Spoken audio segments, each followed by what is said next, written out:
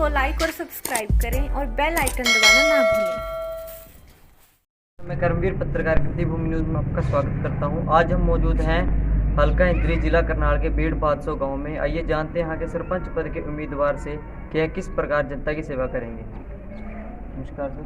नमस्कार। क्या नाम है जी आपका? बलबीर सिंह। आप सरपंच पद के उम्मीदवार हो।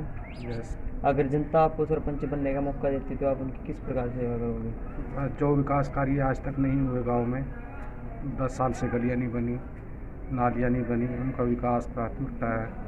स्वच्छ भारत कहने की बात है, ना स्वच्छ भारत ना स्वच्छ भारत का एक भी काम पिछले 6 साल से कुछ नहीं हुआ।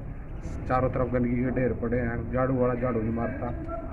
और जो मुझे गांव सेवा का मौका देगा तो मैं सफाई का विशेष ध्यान और ये जो विकास कार्य पड़े हैं, अधूरे पड़े हैं, इनको पूरा करने का काम करूँगा। और यह ऐसे ही प्रचलन बना दिया गया है।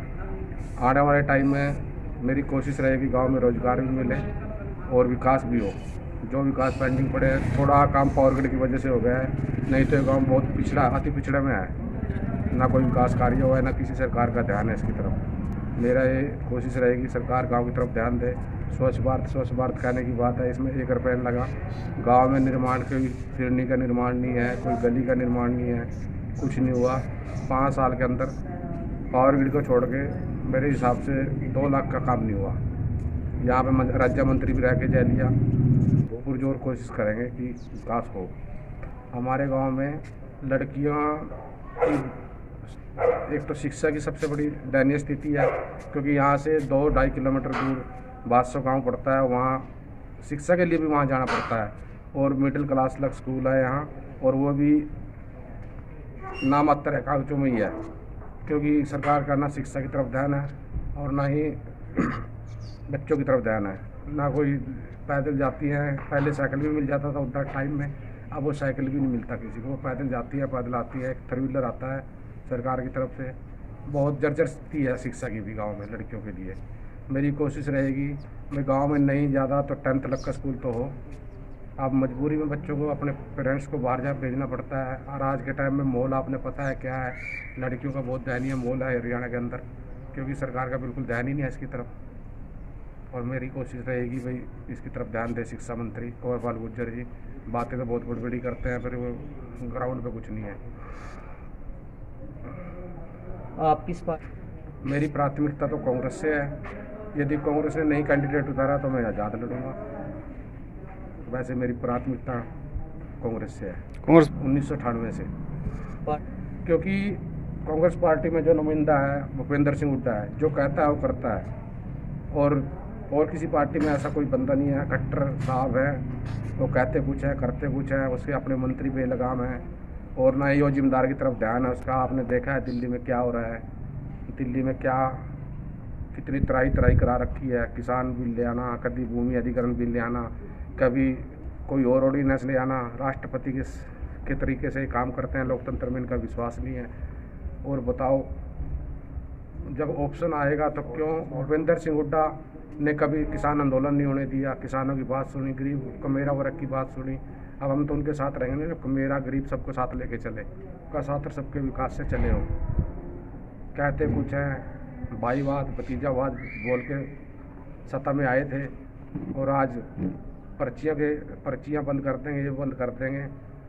योग्यता पे नौकरी मिलेगी, कितनी योग्यता पे नौकरी मिली, कितना रोजगार दिया। डी क्लास को छोड़ के कोई भर्ती करी ही नहीं। योग्यता पे नौकरी देंगे, नौकरी लगाएंगे नहीं, जो लगा रखे उनको तंग करेंगे। ये इस नीति पे चल रही है सरकार। आने वाला टाइम युवाओं का है। आप भी युवा हैं, अब युवा सोच समझ के आगे चुनाव करेगा। ये तो किसान को मारने के लिए अध्यादेश ले हैं, अडानी अंबानी के खुश करने के लिए इन्होंने ये अध्यादेश ले हैं। और ये किसान हितैषी होता तो ये किसानों से बात करते, फिर अध्यादेश के बारे में लेके आते, बिना किसी से पूछे। कोरोना काल में इन्होंने जानबूझ के ये टाइम चुना, क्योंकि इस टाइम पाबंदियाँ थी।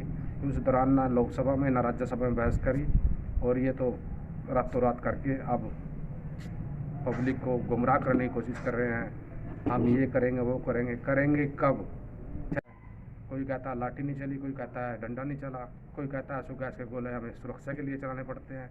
इससे पहले भी 10 साल कांग्रेस का राज रहा, कब आंसू के उसकी गोले चले किसानों पे, उनके बीच में बैठ के बात करते थे। अब ये बात भी नहीं करते, ये तानाशाही रवैये से बात करना चाहते हैं, सबको दबाना चाहते हैं, सबको देशद्रोही बताते हैं, कोई खालिस्तान बताता है। इन्होंने अपना एजेंडा चला रखा है। चैनल के माध्यम से मैं जनता को यही अपील करना चाहूँगा, भाईचारा बना के रखें, लोगों के बहकावे में ना आए और बहुत सोच समझ कर ये निर्णय करें, क्योंकि ये निर्णय करें आपके 5 साल का भविष्य है। आपने 5 साल की साइड में जाना है, देश को आगे ले जाना है, हरियाणा को आगे ले जाना है। क्राइम में हरियाणा आगे चले गया, बेरोजगारी में सबसे ऊपर चला गया। अब हर मिनट में 10 आदमी बेरोजगार हो रहे हैं इनकी नीतियों की वजह से। हर मिनट में, पूरा दिन में नौकरियां जा रही हैं, ये कहते थे आएंगी, वो आ नहीं रही, जा रही है। सब उद्योग धंधे बंद हो रहे हैं। अब इसके कोई तो कारण होगा ना। जीडीपी हमारी माइनस में पड़ी है। अब ये बातें करते हैं, काम धरातल पे कुछ नहीं है, कागजों में फाइलों में पूरा विकास हो रहा है, धरातल पे जीरो। ऐसे देश को सोच के चलना पड़ेगा, युवाओं को सोचना पड़ेगा भाई हम किस तरफ जा रहे हैं। नहीं तो इस देश को बचाना है तो इनको सोच समझ के ही वोट देनी पड़ेगी अब की बार। जैसा कि इन्होंने बहुत अच्छा संदेश दिया है, हम भी जनता से उम्मीद करेंगे कि इनको भारी मतों से विजय बनाए। कृति भूमि न्यूज़ की टीम हमेशा आपकी आवाज़ बनी है और बनी रहेगी। बने रहिए मेरे जो कि कैमरामैन सोमनाथ के साथ।